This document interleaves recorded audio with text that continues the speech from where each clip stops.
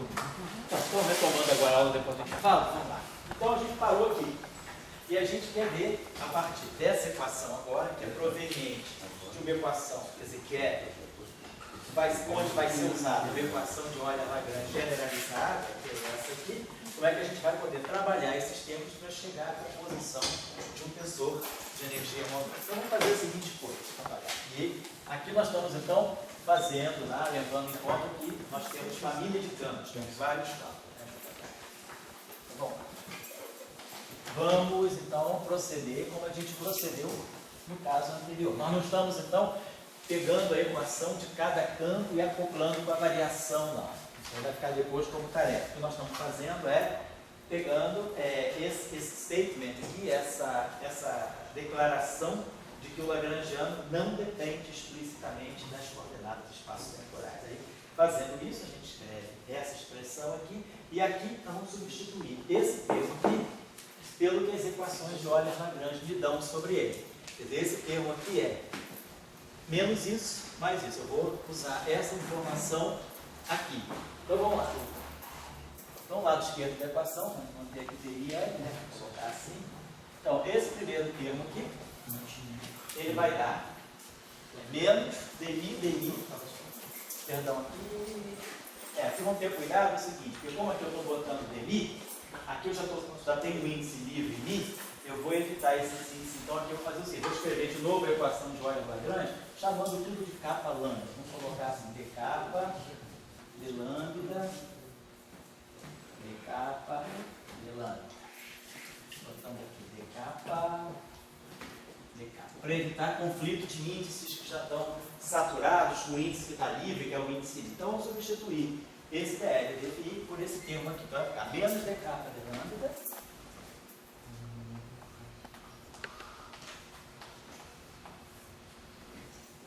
A derivada do lagrangiano em relação a d capa, d lambda i, vezes dFi. Então, esse primeiro termo aqui. Estou substituindo aqui, esse termo aqui vai passar para o lado de lá com o sinal mais e vai entrar aqui com o sinal mais. Então, vai ficar aqui mais d capa.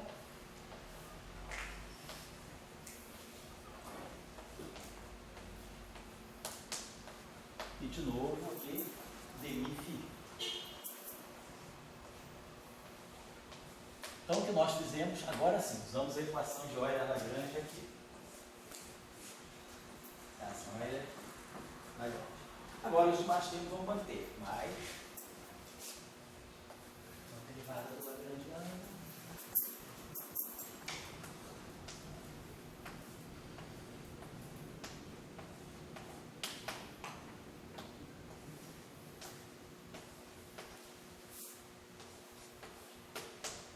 Certo? Esse termo aqui.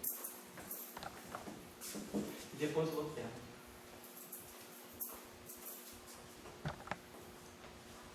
Aqui, como não está aparecendo, como esse índice aqui é saturado, vou chamar esse Mi aqui de capa também. Só porque esse índice é saturado. Vou chamar aqui capa e aqui capa. Eu estou fazendo isso aqui.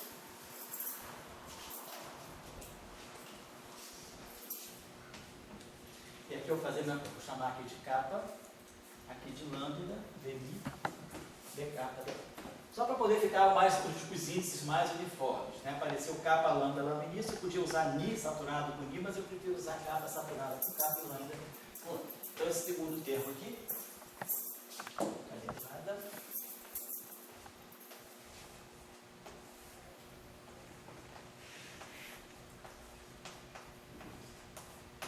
O né? E aí aqui dmi. Então vamos ver como é que está tudo aqui. Então isso aí é tudo para nós. O que nós queremos colocar tudo sob a forma de uma derivada explícita. Então o ideal seria, por exemplo, já esse termo aqui, tentar escrever sob a forma de uma única, quer dizer, jogar uma derivada externa a tudo, né? Então vamos fazer o seguinte, vamos pegar esse termo aqui, vamos jogar. Vamos começar então, vamos pegar então, manter isso aqui. Vamos ver qual vai ser a nossa estratégia, né? A gente pode pegar esse termo aqui e fatorar, por exemplo, essa derivada. Então eu posso colocar aqui, vai ficar menos essa derivada de capa atuando em tudo. De lambda, dl, de capa, de lambda, phi, de mi, phi. Então ficou esse termo aqui, menos isso aqui. Então essa derivada batendo no primeiro termo, produz esse termo aqui, vezes esse. Mas agora eu tenho que subtrair a contribuição nova que vem daqui. Então, mais 1. Mas deu não consegue tirar o derron de mi para fora, não? Pode ser qualquer coisa. Depois você vai renomear índice, não tem problema. Poderia ser. Mas o derron de mi, você está observando que ele só está aqui. Então, seria esses termos aqui estão mais constituídos com derivada. Então, eu acho melhor manter e limpando essas derivadas aqui. Mas se você fizer isso também, pode ser que demore um pouquinho, mas não vai dar certo. É. E agora aqui vai ficar mais de lambda, dl, de capa, de lambda, phi, e agora essa derivada de capa atuando aqui. De capa, de mi, phi. Então, esses dois termos aqui são simplesmente esse termo aqui. Então, vamos botar aqui, vamos marcar aqui para a gente não perder. Ficou a derivada do primeiro, tem aquele termo, e depois vou ter que descontar desse termo aqui. Tá certo. Isso. Agora, bom, tudo bem. Vou botar aqui outro termo aqui. Vamos fazer a mesma coisa. Aqui, por exemplo, né, eu poderia escrever esse termo aqui também como uma derivada do total ali, menos. Então, vamos fazer o seguinte, vamos escrever esse termo aqui. Vou botar assim, marcar esse termo aqui assim. Vamos decompor esse termo também, provavelmente em 2, né? Vai ficar aqui escrevendo ele dessa forma aqui. A derivada do todo, vai ficar aqui mais. Vou botar aqui a derivada de capa. E aí aqui vai ficar dl,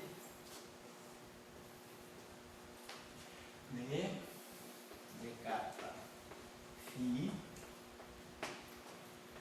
de mi, phi. Provavelmente aqui menos, agora, primeiro termo, se mantém.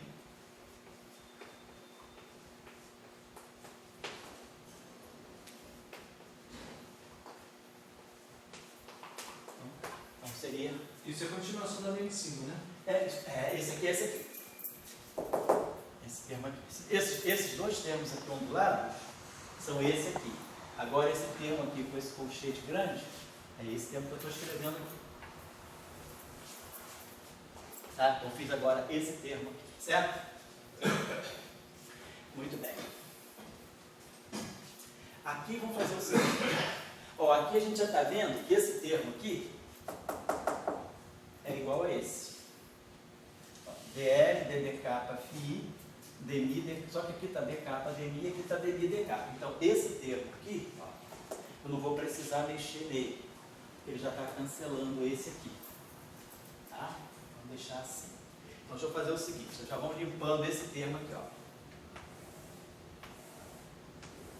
Tá? Ele está aparecendo um sinal mais aqui, ó. dl, d de capa, dl, d de capa, d mi, d capa, d capa, d mi. Então esse vem com sinal mais e esse está vindo com sinal menos. Então esses termos aqui já esse aqui já está sob a forma de uma derivada, esse aqui já está sob a forma de uma derivada, esse aqui ainda não. Vamos trabalhar agora esse termo aqui. Vai.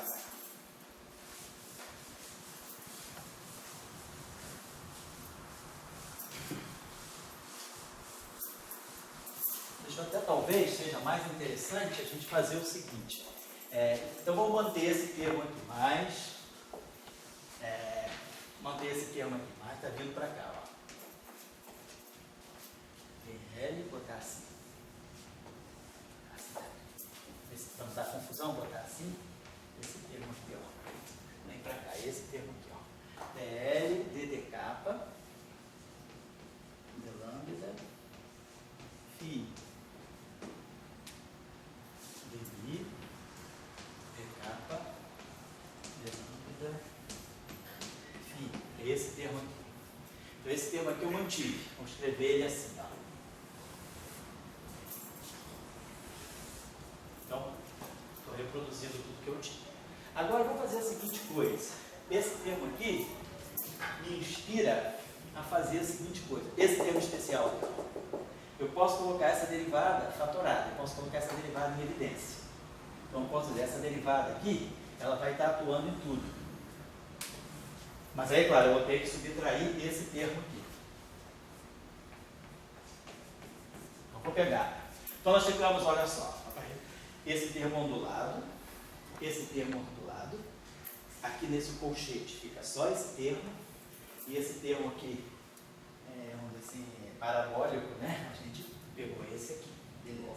Agora eu vou pegar esse aqui. Esse termo aqui estava assim. Agora, observe que aparece, se eu fizer isso que eu estou pensando, eu vou jogar essa derivada para cá, que vai ter sinal menos. Então, o ideal seria o seguinte: pega esse termo que está aqui, esse termo que sobrou aqui na linha ondulada. Vamos escrever isso sob a forma de uma derivada. Então, eu jogo essa derivada no todo. E aí, é claro, agora eu tenho que subtrair essa derivada atuando aqui. Então, esse termo aqui, quando eu fiz essa operação, ele vai produzir menos dl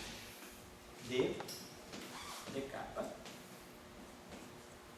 d lambda phi, aí vai ficar d lambda d capa d mi phi. Então esse termo aqui apareceu às custas desse que estava aqui assim, estava assim, aí nós jogamos a derivada para cima de tudo, e aí subtraímos a derivada do segundo fator. Mas aí essa derivada aqui, ó, d lambda, d capa d lambda, d capa d lambda, d mi, d capa d lambda. Então esse termo aqui aparece com sinal mais, mas esse aqui está com sinal menos. Então esse termo aqui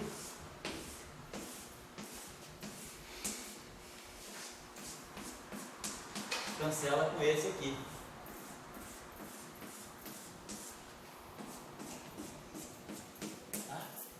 E aí a gente conseguiu colocar tudo sob forma de derivada. Tem uma derivada aqui, tem uma derivada aqui, e tem uma derivada aqui, e tem uma derivada aqui. Então, isso está com boa expressão, bom candidato a uma equação de continuidade. Vamos em frente mais um pouquinho só. Então, eu vou apagar esses termos que foram... João, está copiando, né? Você ainda não está na geração de fotografar. Tem as aulinhas, só um pouquinho, uma ajuda, né? Perdeu alguma coisa. Pode copiar. Então tá bom. Então eu vou apagar isso aqui, licença, para a gente voltar para a expressão agora, começar a trabalhar a forma final da expressão. Então vamos fazer o seguinte. Vamos escrever então. Agora vamos, olha só. Você lembra do Michel fotografando? Eu imaginaria que hoje ele está fotografando. Você ganhou nos anos 82, o japonês já pegava a câmerazinha Kodak dele e tirava fotografias. Ele é beleza, né? E o seminário ele assistia de binóculo, né? Não, mas a gente brincava com ele, Isso, né? assim. Eu jamais imaginaria que hoje daríamos uma aula fotografando, né? Tá lá, então aqui tem dmi, aqui tem d capa. Vamos fazer o seguinte, para ficar tudo uniformizado, vamos botar. Aqui tem d capa, aqui tem d capa. Esse lambda é um índice saturado. E o capa também. Então vamos chamar o seguinte, nesse termo aqui, como é tudo índice saturado, eu vou chamar o lambda de capa e o capa de lambda. Que aí fica d capa, d capa, d capa, e aqui eu posso colocar d capa, delta, capa, mi. Que aí fica tudo um d capa só. Então a gente for com a seguinte expressão. D capa. Então vamos lá, pegar esse termo aqui, dl, vamos começar por esse termo aqui, d capa, dl, d capa, d lambda, phi. Estou só colocando a ordem das derivadas, que não tem problema. Fica d capa, d lambda, phi, vezes d lambda,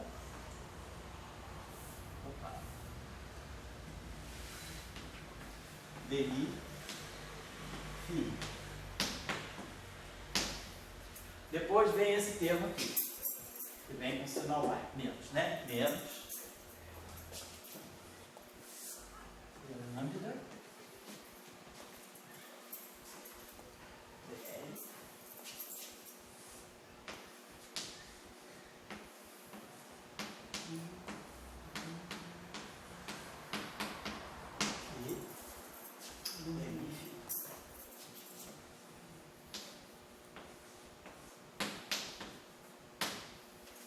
esse aqui, né?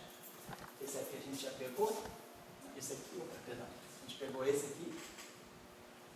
Isso, essas duas derivadas aqui. Pegamos esse, menos esse, agora vamos pegar esse aqui mais.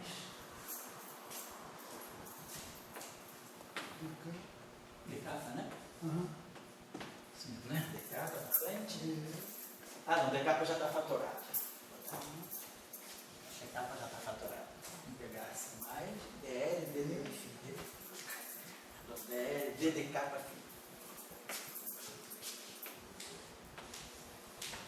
que é o termo usual. Isso aqui só depende de derivada primeira. D, Mi, Fi. E aí menos delta, kappa, Mi, L. Isso tudo igual a zero. Certo? Eu tinha uma dúvida aqui, por que o delta de Kronecker na formulação por Wagner é escrito sempre assim, com índice em cima, ou porque embaixo, e na mesma pelo seguinte, isso aqui, vamos dizer assim, essa métrica aqui, ela é necessária. Essa métrica, em cima ou embaixo, ela é mais 1, menos 1, menos 1, menos 1. Tá. Se você definir o teu ciclo de Kronecker, então isso aqui é a métrica. Isso aqui tem mais e menos, isso aqui tem mais e menos. Isso aqui é definir uma coisa que só tenha identidade, só um. Então, vamos dizer que você define esse objeto aqui. Você vai definir o delta de Kronecker, que isso aqui, se o eta, se o mi for igual ao mi, vale 1 se mi e ni forem 0. E vale menos 1 se mi e ni forem iguais, mas forem espaciais. Agora, isso aqui eu vou definir de tal maneira que, independentemente de ser em cima ou embaixo, isso aqui vai ser 0, 0 é 1, 1, 1 é 1, 2, 2 é 1. Então, independentemente de ser tempo, tempo, espaço, espaço, ele vale sempre 1, desde que os índices sejam iguais. Agora, se você quiser abaixar esse índice, você poderia pensar, então tá, vou pegar o delta de Kronecker e vou escrever assim, o delta de Kronecker vai ser delta mi. Vai ser o meu delta mi vezes o meu delta mi kappa vezes um eta kappa mi. Seria como eu poderia abaixar o índice desse delta. Só que, quando eu fizer isso aqui para abaixar esse índice kappa e esse índice kappa virar mi, isso aqui vai, exatamente, isso aqui só vai contribuir quando o kappa for igual a mi. E aí o kappa fica mi. Então o delta com os dois índices embaixo vira o eta. E o delta com os dois índices em cima vira o eta também. Então você só tem uma chance.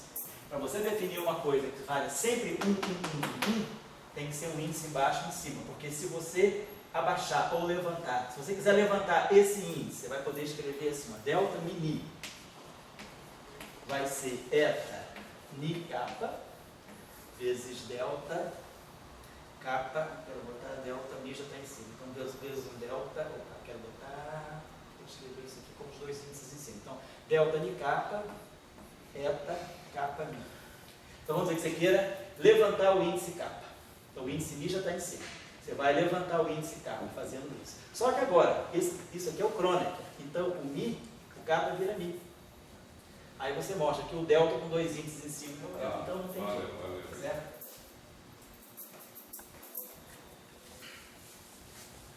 Bom, então vamos lá, vamos olhar isso aí. Então olha só, isso aqui é a parte anterior, isso aqui era o nosso T kappa mi canônico de antes. Quer dizer, se vamos colocar isso aqui era o T kappa mi, vamos dar assim, T kappa mi, vamos dizer assim, anterior, que só dependia de primeiras derivadas. Então, só tinha uma derivada do Lagrangiano em relação. Agora, esse termo aqui não. O Lagrangiano precisa depender de derivadas segundas do campo. Então, esses são os termos realmente novos. E aí a gente pode fazer o seguinte, a gente pode escrever esse termo aqui da seguinte maneira. Eu posso pegar esse termo aqui, escrever assim, vou botar assim, demi, vou pegar, vou juntar esses dois termos aqui assim, ó. Vou fazer o seguinte, mexer muito aqui, vou pegar só esses dois termos aqui. Vou fazer assim. Aqui vai ficar derivada do Lagrangiano, vou botar assim.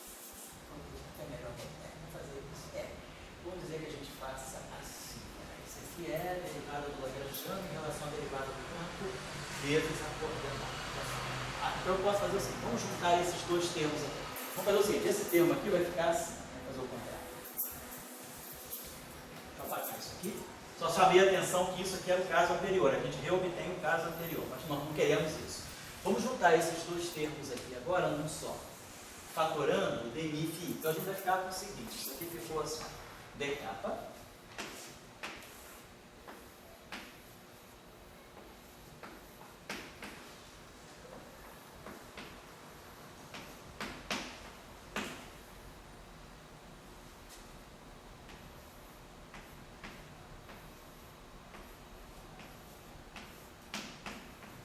E agora esses dois termos aqui eu vou escrever da seguinte maneira.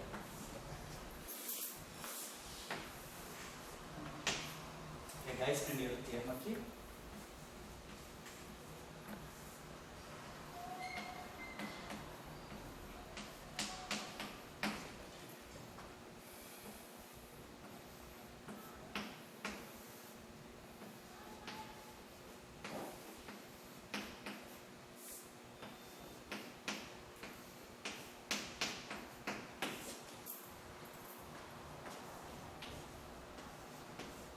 Tá? Juntei esses dois termos aqui num só para ver qual é o significado disso aqui.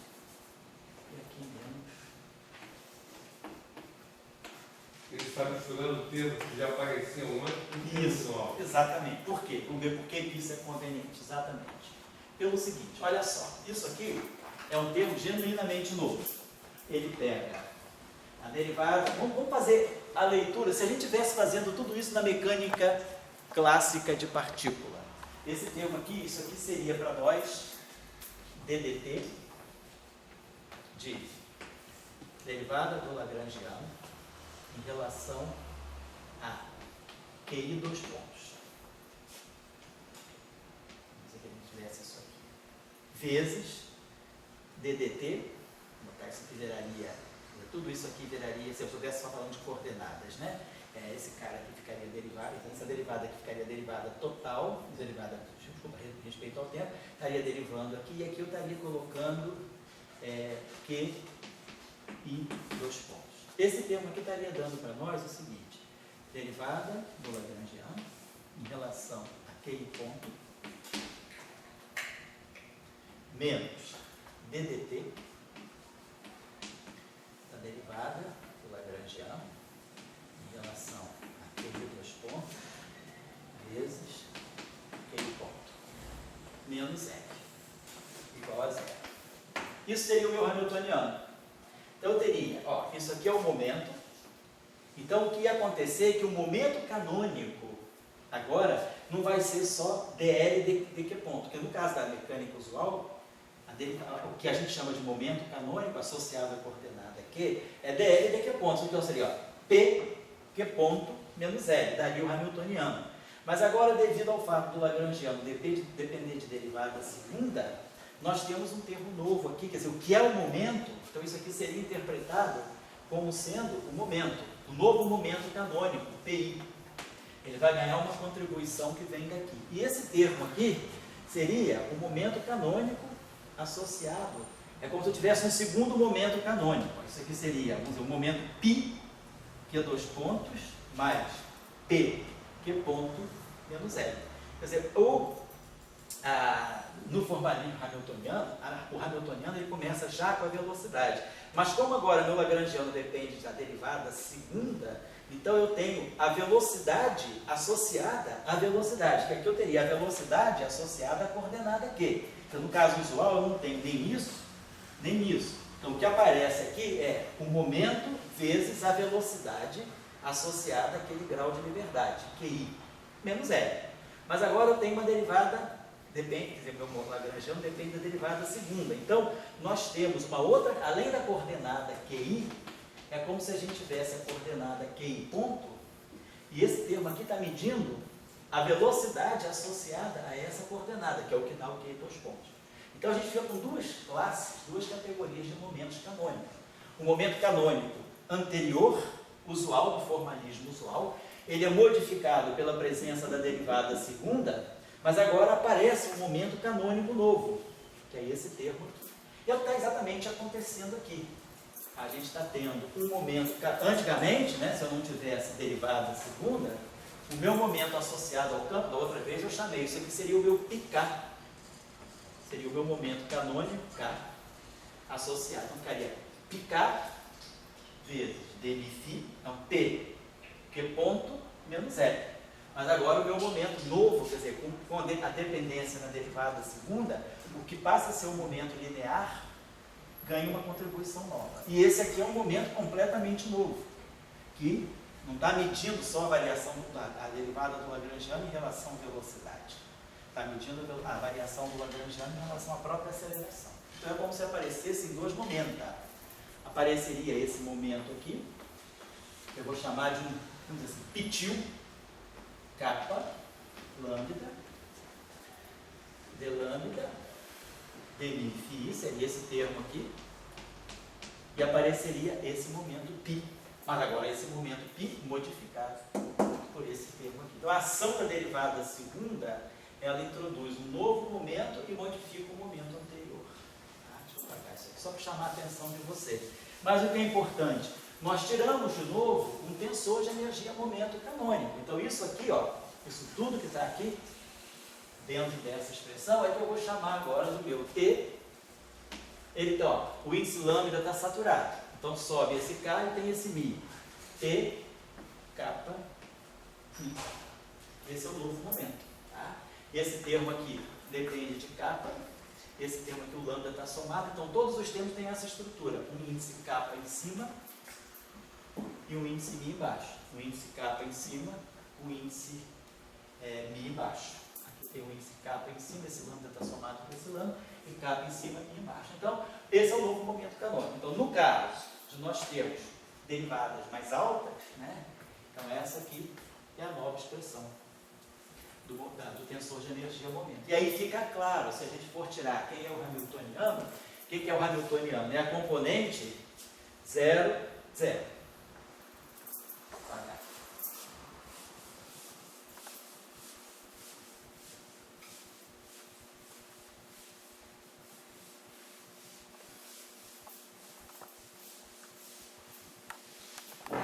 Oi. No caso, você está fazendo tudo isso quando a lagrangiana não depende das coordenadas explicitamente. Isso, porque aí é quando você tem a conservação. Se depender explicitamente da coordenada, você vai ter uma violação dessa simetria.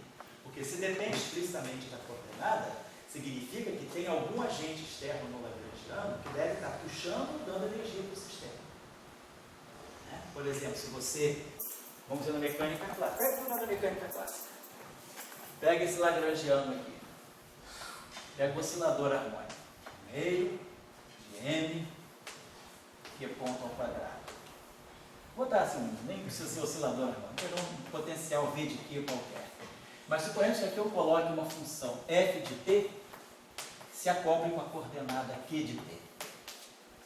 Então, minha coordenada generalizada é o quê? Então, se eu fizer a equação de campo, minha equação de campo vai dar m menos n, Q dois pontos, né? Quer dizer, quando eu fizer a integração por derivar, vai fazer a variação, vai dar 2, que vai cancelar, vai ficar n, Q ponto, delta Q ponto. Eu integro por parte, fica menos Q dois pontos. Esse termo aqui vai ficar variando em relação a Q, você vai ter aqui então a derivada de V em relação a Q, e tem uma coordenada só. E aqui um delta Q. Então eu tenho um delta Q daqui que eu já extraí. Quando eu fizer a variação em relação a Q, eu vou fazer a derivada em relação a Q e vou fazer a variação em relação a Q, que já saiu aqui. E aí aqui vai ficar mais f de t igual a 0. Muito bem. Aí aqui bota mais, aqui bota mais e aqui bota menos. Vamos dizer que isso aqui seja igual a isso aqui. Agora, multiplica toda essa equação aqui por Q pontos. Então vai ficar m Q dois pontos, Q ponto, que é a mesma coisa que d dt de meio de m Q ponto ao quadrado. Então, esse termo aqui, derivada de v em relação a q e a derivada de q em relação a t, me dá dv dt. Então aqui mais o potencial. Isso aqui igual a f de t, Q ponto. Então, se quiser ainda, eu posso escrever esse termo aqui como sendo a derivada de f q menos f ponto Q. Né? Vai ficar f que é ponto, é derivada desse produto aqui. Então eu posso trazer esse termo para cá, menos f que fica dentro dessa equação aqui, mas aqui está aparecendo um termo que deve estar dando dissipação, variação. Se essa fonte aqui depender do tempo, ela está mexendo na energia do sistema. Então, a energia do sistema pode estar aumentando ou diminuindo se esse termo aqui for positivo ou negativo. Então, quer dizer, a presença de um termo que tenha dependência explícita na derivada temporal, ela não faz nada demais, ela simplesmente diz que o teu sistema não está mais isolado.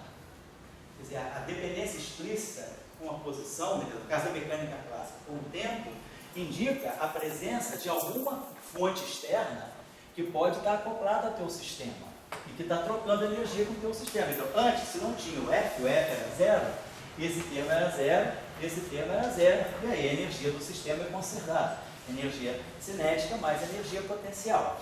Mas agora, a presença de uma dependência explícita no tempo, através desse termo aqui, está dizendo que o teu sistema já não é mais isolado, ele está trocando energia. Então, quer dizer, você não perde o tensor de energia no momento, você perde a conservação dele. Eu posso definir ele da mesma forma, só que eu não posso dizer a conservação. Pronto, se a gente fizesse tudo isso aqui, se a gente pegasse todo esse nosso lagrangiano, que está lá, e simplesmente substituísse por tudo que está lá, mais, vamos dizer assim, um termo que fosse aqui, uma fonte J de X, vezes o meu campo φ de X, esse termo aqui, quando eu jogar, né, eu vou ter essa derivada explícita agora. Então, quando eu pegar aquele último termo que era dl dxmi, dependência explícita, isso aqui vai ficar a derivada de j em relação a xmi vezes φ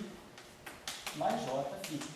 E aí é desse termo aqui que vai sair a troca de energia com o teu sistema. Você pode definir o mesmo tensor de energia e momento, só que agora, ao invés de ser conservado, vai aparecer um termo aqui que vai levar em conta a presença dessa fonte, desse sistema que está dando dependência explícita do teu lagrangiano. Está claro o conceito?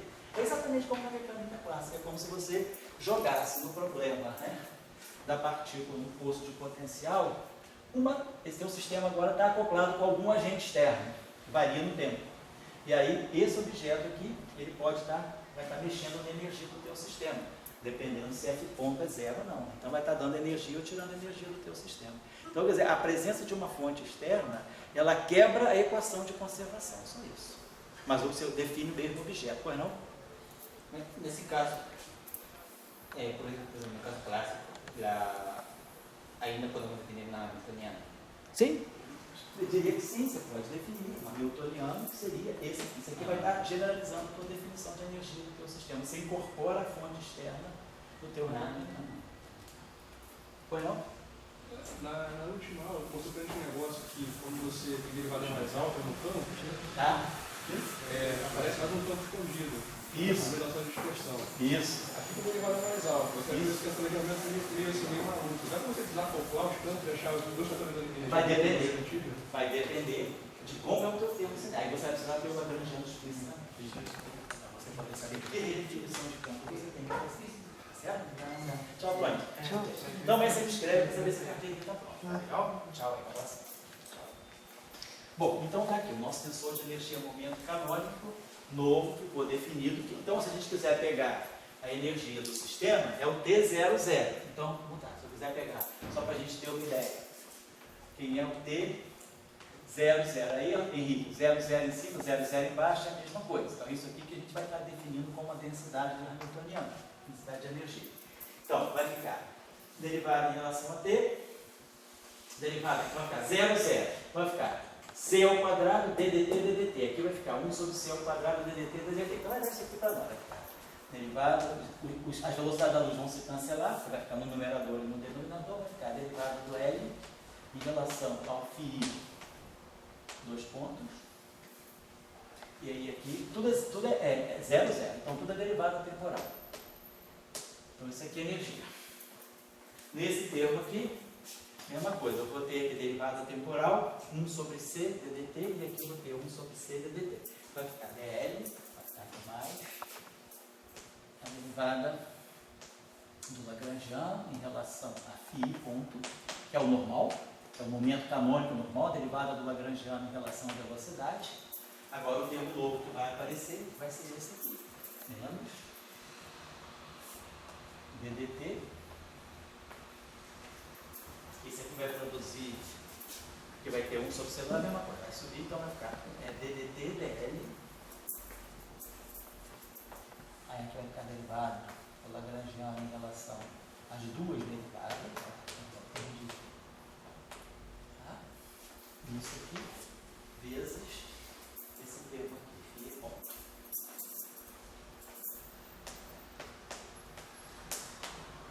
E aqui menos L. Então é como se ficasse, ó.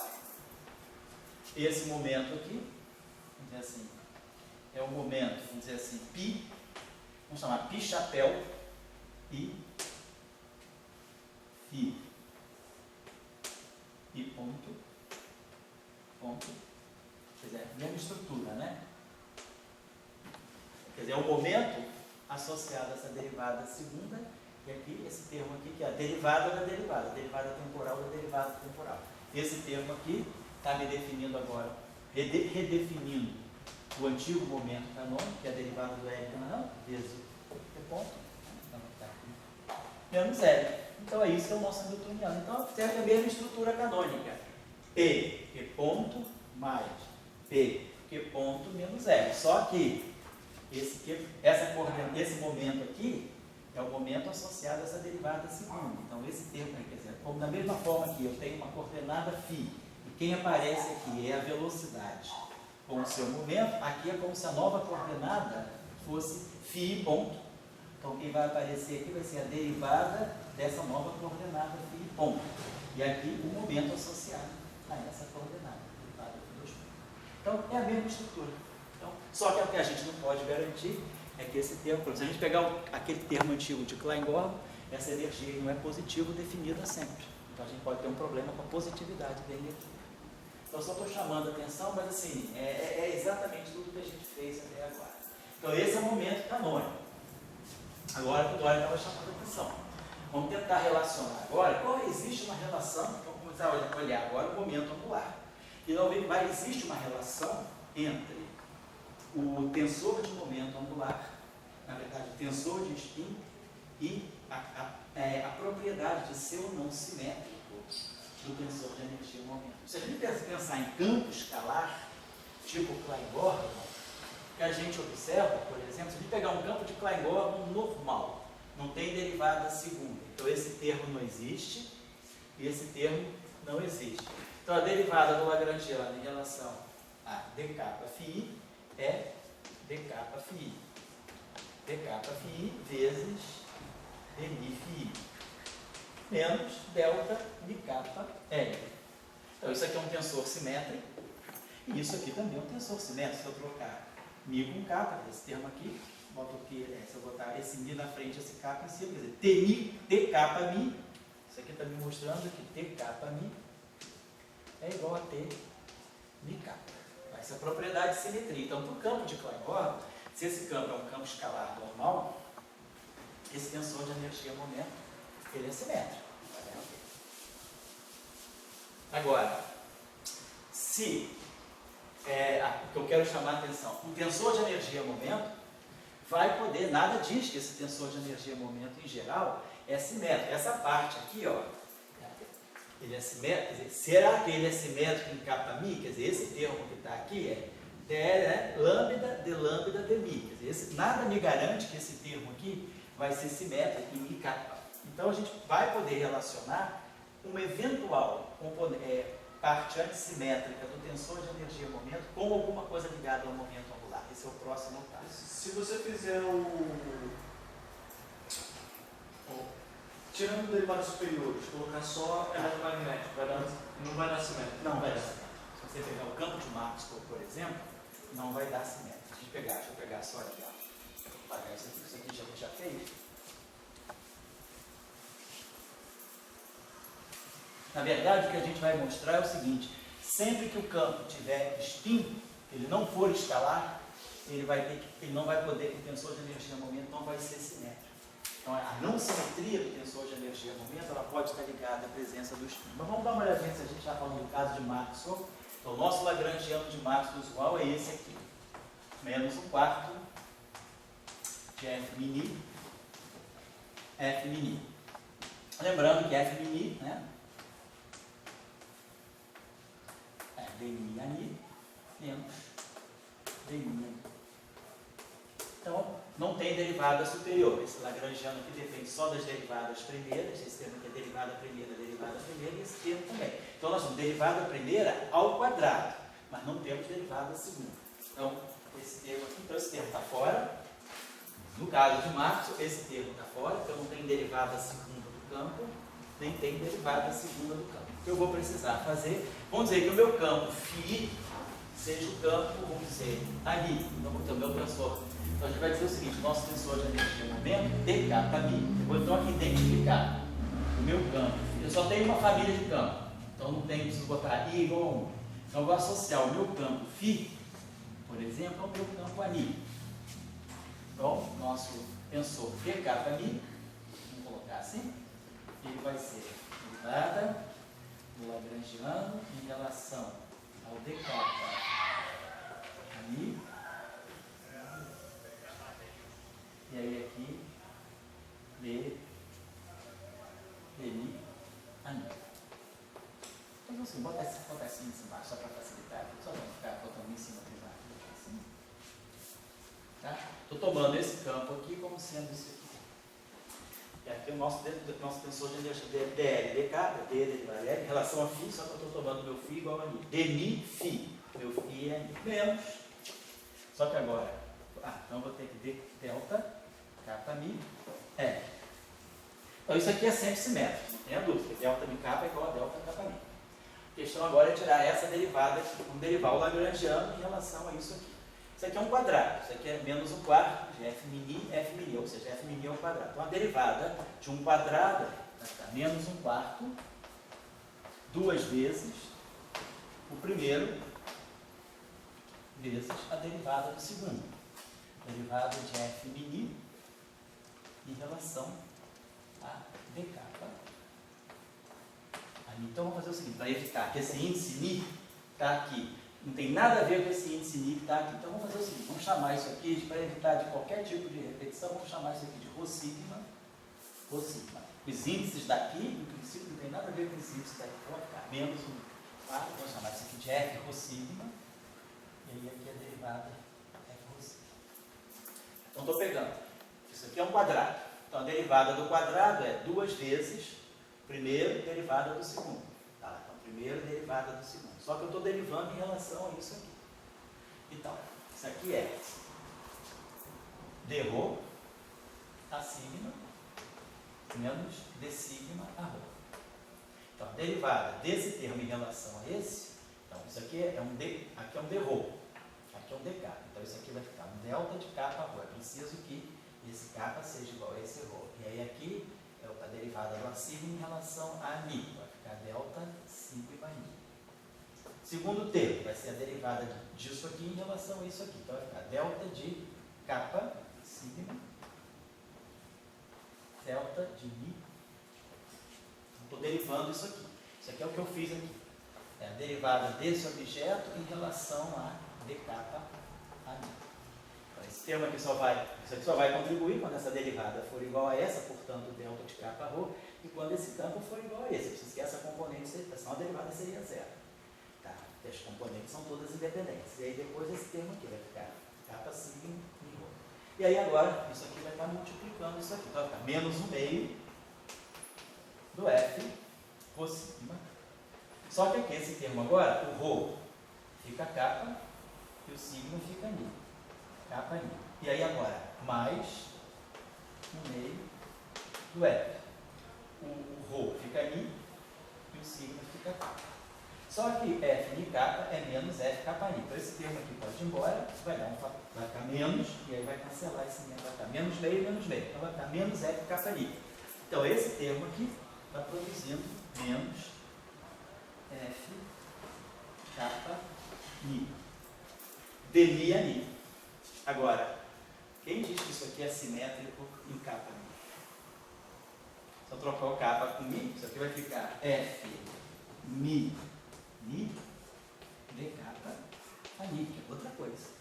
Então esse termo aqui não é simétrico na troca kappa mi. Esse termo aqui é simétrico, botar delta kappa mi, é a mesma coisa, não tem como, né? É a mesma coisa. Se eu escrever assim, delta kappa mi, é a mesma coisa que delta mi kappa. Isso aqui só vai contribuir quando kappa for igual a mi, então tem que ser mais do que simétrico. Mas isso aqui não. Se eu puser, o que significa simetria em kappa mi? No lugar do kappa eu colocar mi, no lugar do mi colocar kappa. Então se eu trocar, perdão, esse kappa aqui em cima, perdão. Então se eu trocar, no lugar do mi eu colocar kappa, no lugar do mi eu colocar kappa, no lugar do kappa eu colocar mi, esse termo não é igual a esse. É o mesmo sinal aqui, claro. Então a gente mudou. Então esse termo aqui quebrou a simetria. Por que justamente ele quebrou a simetria do tensor de energia-momento aqui? Nesse termo aqui, que é devido ao fato desse campo ter índice, devido ao fato dele ter spin. Então, o que nós vamos mostrar, talvez na próxima aula, é que a parte, o que quebra a simetria do tensor de energia-momento é o spin. Mas por quê? Nós vamos mostrar. Nós vamos calcular o tensor de energia de spin, o tensor de momento angular, e vamos mostrar que aquilo que é a parte antissimétrica do tensor de energia-momento, ela vem exclusivamente da parte de spin. Então, é isso que a gente tem que mostrar. Então, só o exemplo aí que o Luiz pediu, né? Então, a gente pegou o caso de Maxwell, viu, vamos dizer, de uma maneira explícita, não geral, que ele é simétrico, que ele não é simétrico, quebrou a simetria. E eu estou dizendo, a simetria é quebrada pelo spin, mas não demonstramos isso. O que a gente tem que fazer agora para demonstrar isso, primeiro, é construir o tensor de momento angular, para ver onde é que está a parte de momento angular e onde é que está a parte de spin. Então, num primeiro exercício, numa primeira discussão, vamos supor um caso mais simples, vamos supor o caso do lagrangiano não depender de derivadas segundas, né? Que é o caso mais usual. Porque senão a gente vai ter um tensor de energia-momento muito maior, mas a gente pode depois mostrar também como é que fica a situação no caso do tensor, no caso do lagrangiano depender de derivadas segundas. Então vamos começar por essa situação. Meu lagrangiano depende só dos campos, então a família de campos e das derivadas primeiras dos campos. Então nós já estamos usando o fato de que eu tenho simetria translacional. Então meu lagrangiano não depende das coordenadas explicitamente, depende só dos campos e das derivadas dos campos. Temos a equação de Euler-Lagrange, mas temos o nosso tensor de energia-momento. Nós vamos escrever assim. Nosso tensor de energia-momento, se eu quiser, eu posso escrever ele assim. T, vamos dizer assim, kappa lambda, nós vimos a derivada do lagrangiano em relação ao d kappa phi, d lambda phi. Só colocando agora os dois índices em cima. Em relação ao caso anterior, eu tinha isso, botava esse lambda aqui, eu tinha esse lambda aqui. Não fazendo nada demais, só estou subindo os dois. Esse índice sobe e esse índice sobe. E aí, antes eu tinha menos d kappa de lambda L. Mas aí quando eu subi o lambda, como foi falado aí com o Henrique, quando a gente sobe o lambda, o delta de Kronecker vira a métrica de Minkowski. Então aqui vai ficar menos zeta kappa lambda. Então esse aqui é o nosso tensor de energia-momento, né? Só escrito com os dois índices em cima, no caso comum, no caso canônico de ter apenas lagrangiano que dependa de derivadas primeiras. Agora, nós estamos fazendo uma transformação de rotação no sistema. Então nós já sabemos como o campo se transforma. A variação dos campos sob transformações, rotações de Lorentz, ela era essa aqui que nós tínhamos escrito. DL I ficava menos ômega, vou botar aqui, menos ômega rho sigma, vou colocar assim. Aí aqui nós tínhamos x sigma d rho phi. É a equação que a gente terminou na aula passada e começou na aula de hoje. A estrutura é essa. É o ômega com o x, que me dá o delta x, e o delta x, ele, pela expansão inteira, é delta x vezes a derivada. Então, é o delta x rho vezes o d rho. E aí aqui tinha a parte que dependia do spin, que era mais I sobre 2, ômega rho sigma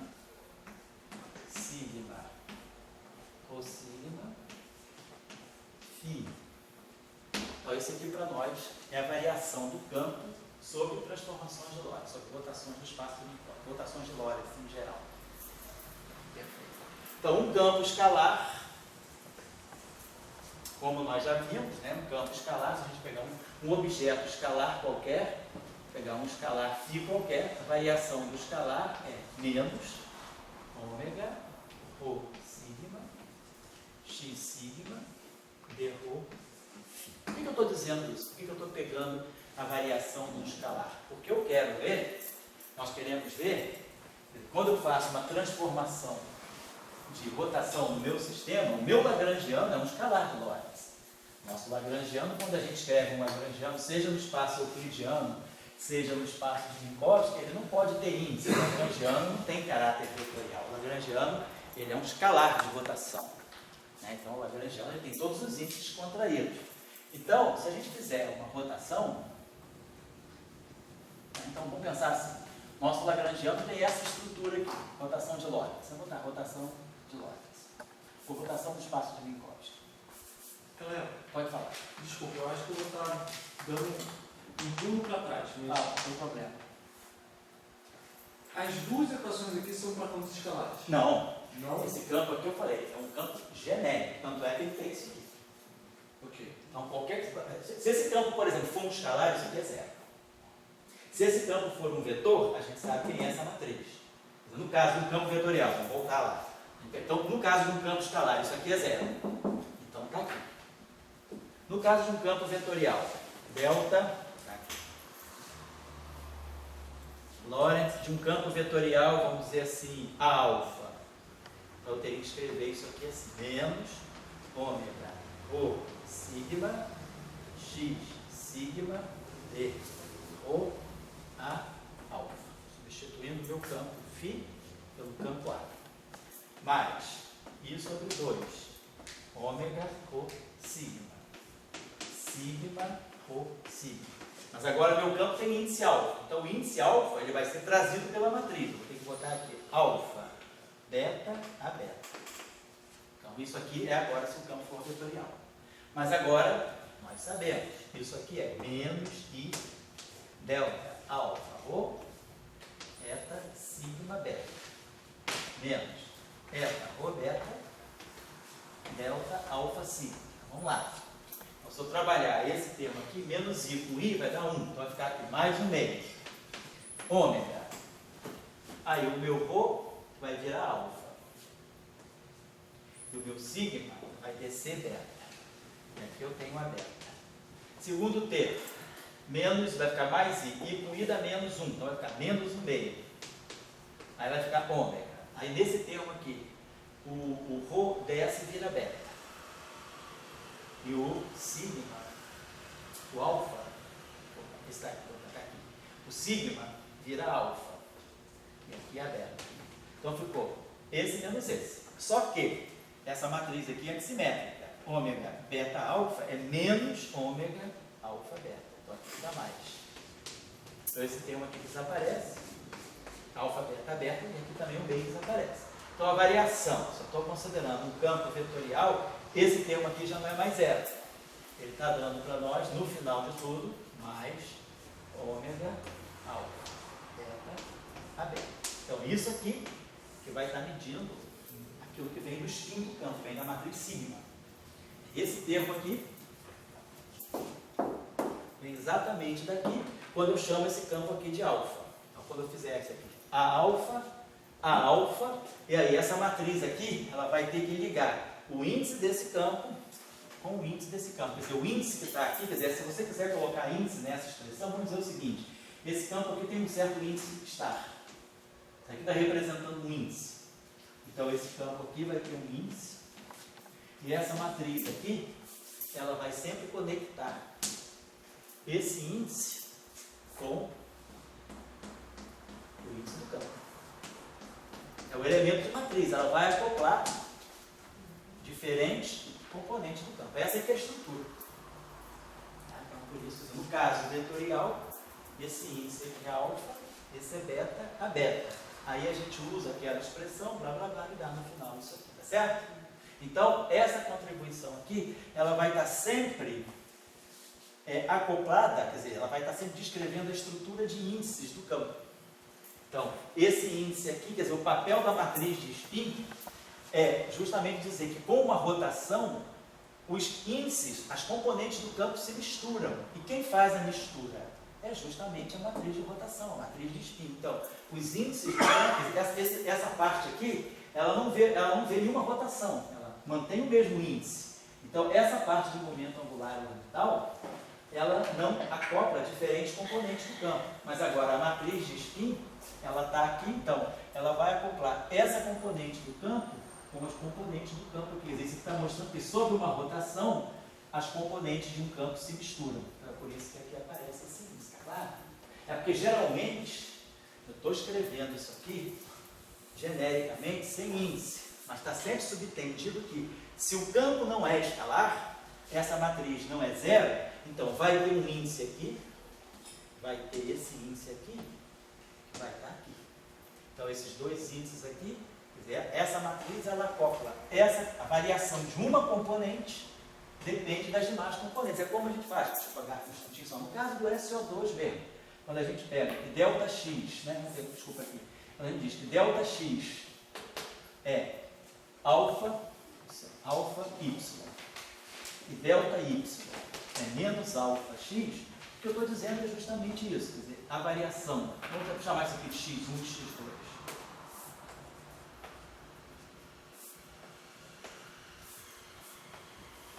Eu estou dizendo aqui, a variação do x1, do xi, é menos alfa, epsilon e j, xj.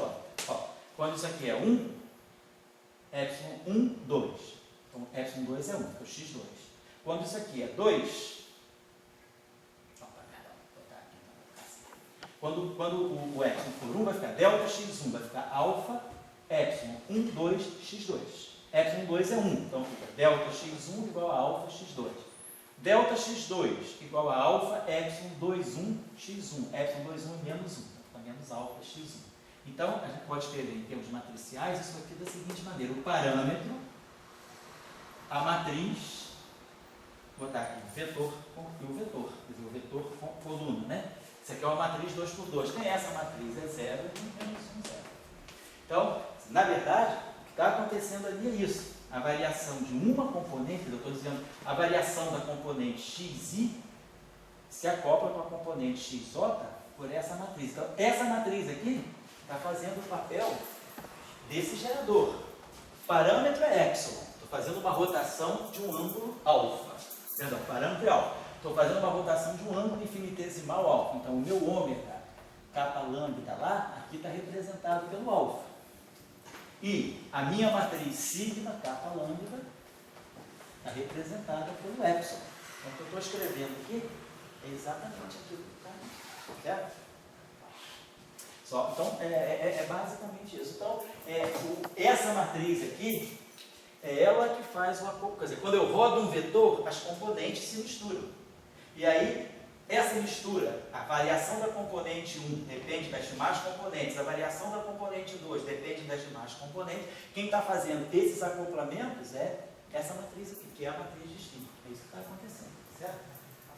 Agora, se esse campo não for vetorial, quem é essa matriz? Por exemplo, se esse campo for um campo tensorial, imagina que eu fizesse o seguinte, vamos fazer a rotação,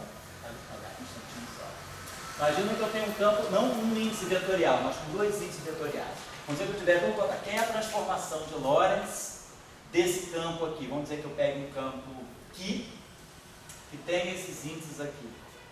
E, vamos botar, alfa, beta, gama. Esse campo aqui tem 3 índices. Quem vai ser a transformação de Lorentz? Então vai ser aquele padrão, vai ficar. Primeiro termo, ele não vê índice, ele não acopla nada, ele lê o campo como um escalar. O que está aqui, está aqui. Ele viu, o momento angular orbital, ele viu o campo como um escalar. Então vai ficar menos ômega, rho sigma, x sigma, d rho, que alfa, beta, gama. Muito bem. Agora, o outro termo. Cada índice desse é um índice vetorial. Então, cada índice desse vai, por rotação, como a rotação é infinitesimal, eu vou ter que compor, cada índice vai ver a sua rotação, eu vou escrever esse termo aqui. Ômega, rho sigma, sigma, rho sigma, alfa, delta, que, delta, beta, gama. Mas, cada índice vai ser rodado separadamente. É rho sigma, sigma, rho sigma, beta, delta, que, alfa, delta, beta. Mais um meio, vou ter mais isso depois, né, pessoal?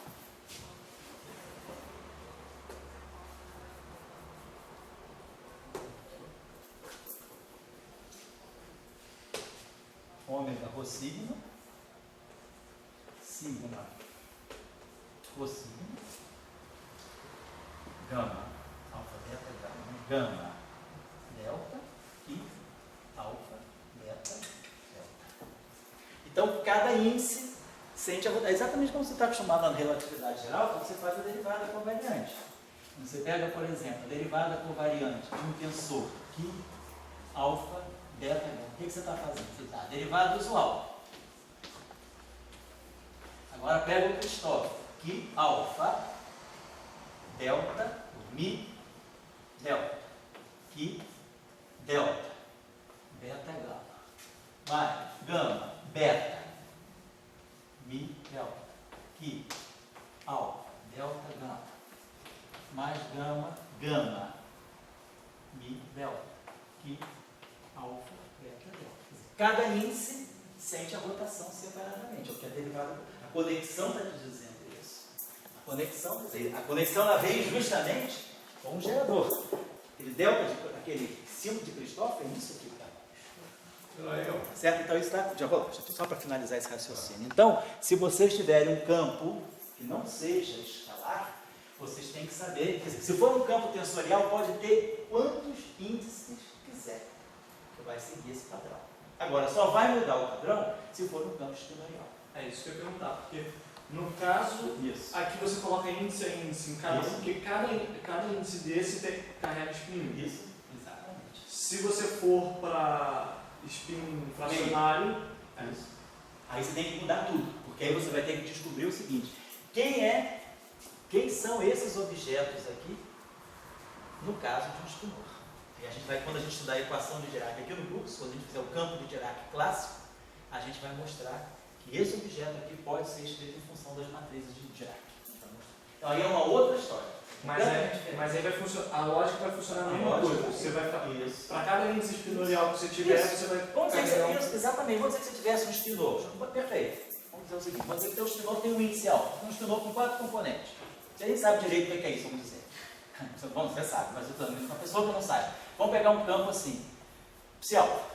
Então ele vai ter, primeira parte é o escalar, menos ômega, rho sigma, x sigma, d rho, psi alfa. Só que essa parte aqui, ela vê o campo como um escalar, ela não percebe o spin. Agora vai entrar a parte do spin, mais i sobre 2, ômega, rho sigma, sigma, rho sigma, alfa, beta, psi beta. A questão agora é, quem é essa matriz aqui que tem elementos alfa, beta? Aí a gente vai ter que mostrar que no caso espinorial essa matriz tem uma forma muito especial que não tem nada a ver com aquela lá. Mas a estrutura é a mesma. É parâmetro, gerador, elemento de matriz. Então, é sempre isso. Ó.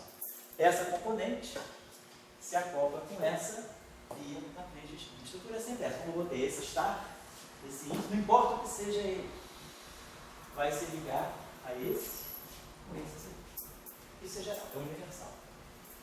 Certo? Você quer falar aí? Esse sigma aí que apareceu nessa história, Esse sigma grande aqui. é parecido ao mesmo sigma que apareceu na sua primeira aula?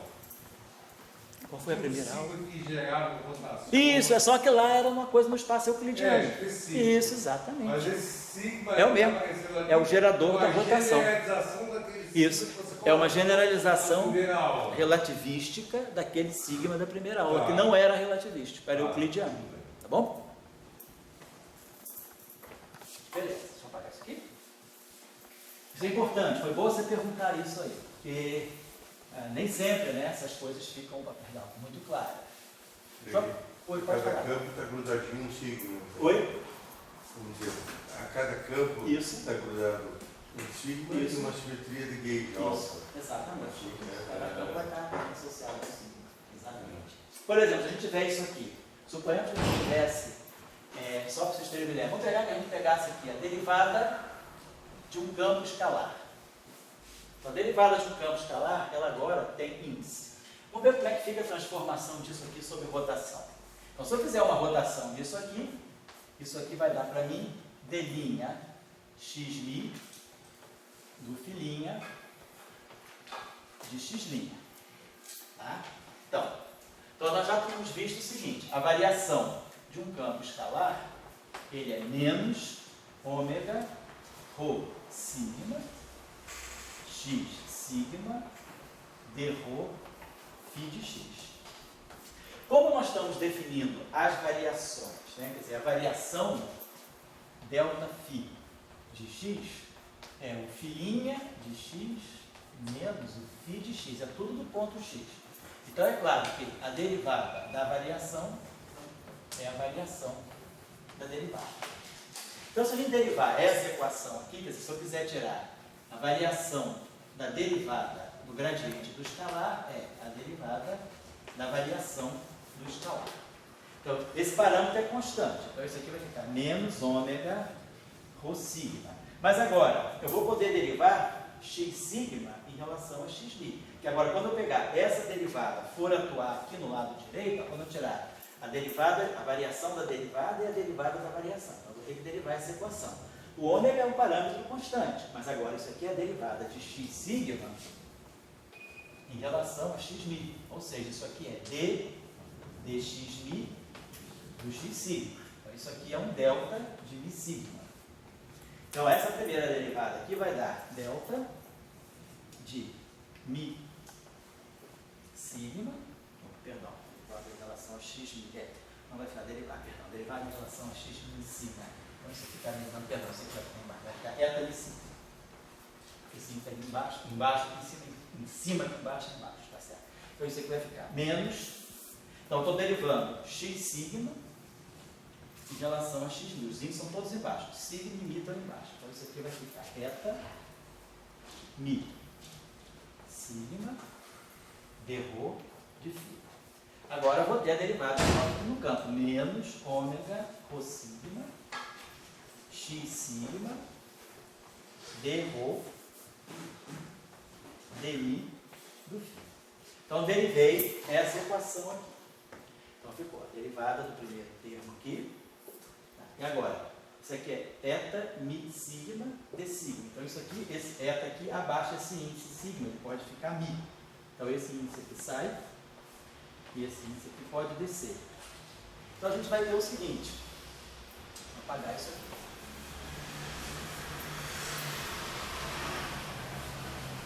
Então, a variação da derivada do campo escalar. A derivada de um escalar tem um índice vetorial, ela se comporta como um quadro de vetor. É o gradiente de um escalar no espaço de um encosto. Então, esse termo aqui ficou menos ômega ρ sigma x sigma d ρ dmi φ. Está seguindo esse padrão. Ó. Esse termo aqui, ele não se preocupa com qualquer coisa, vai ter a mesma estrutura. Ó. O campo que está aqui é o campo que está aqui. Esse operador aqui, ó, ele atua. Opa, deixa eu aqui em cima. Então, esse operador aqui é esse aqui. Tá aqui. Agora, esse campo é escalar. Mas a derivada dele não é escalar. Então, agora esse termo aqui ficou menos ômega ρ sigma x sigma, isso aqui, né, ficou ômega, esse termo aqui agora, estou pulando a ordem, esse aqui eu já fiz, esse termo aqui eu está aqui em cima, e agora ficou esse termo aqui, menos ômega, ρ, mi, d ρ, φ. Ó, quando o campo a mi transformava, olha só, d é ômega, alfa, beta, a beta. Aqui eu vou trocar a ordem. Ó. Você vê esse primeiro índice? O índice do alfa, do ômega é o primeiro índice, é o índice do campo que está lá. Então, como esse campo aqui é dmi, vamos fazer o seguinte, vamos trocar a ordem, que vai ficar mais, que esse campo é anticimétrico, esse parâmetro é anticimétrico, boto o mi, olha só, fica exatamente isso que está aqui. Ômega, campo. O que está mostrando para nós? Está dando exatamente uma coisa muito consistente, está mostrando que a derivada de um escalar se transforma como um quadrivetor. Olha, a transformação típica de um quadrivetor é essa aqui. Isso aqui é constante, constante, é universal para todos os campos. E o que caracteriza o vetor, o quadrivetor, é que a parte de spin, ela tem essa estrutura aqui. Esse índice aqui, esse índice aqui. Mais ômega, esse índice para ele assim. Quando a gente pegou a derivada de um escalar, a gente seguiu a regra e já tudo deu consistente. Quer dizer, a derivada de um quadro, de um vetor, o gradiente de um escalar é um quadrivetor. Isso aqui está fazendo o papel como se fosse um ami. Então isso aqui está me dando o ami. E isso aqui está me dando ômega mi rho a rho. Perceberam? Então, a derivada de um escalar realmente é um quadrivetor. Por quê? Porque como é que eu defino um objeto? Só defino o caráter. Porque eu vou dizer, a derivada de um escalar é um objeto que tem índice.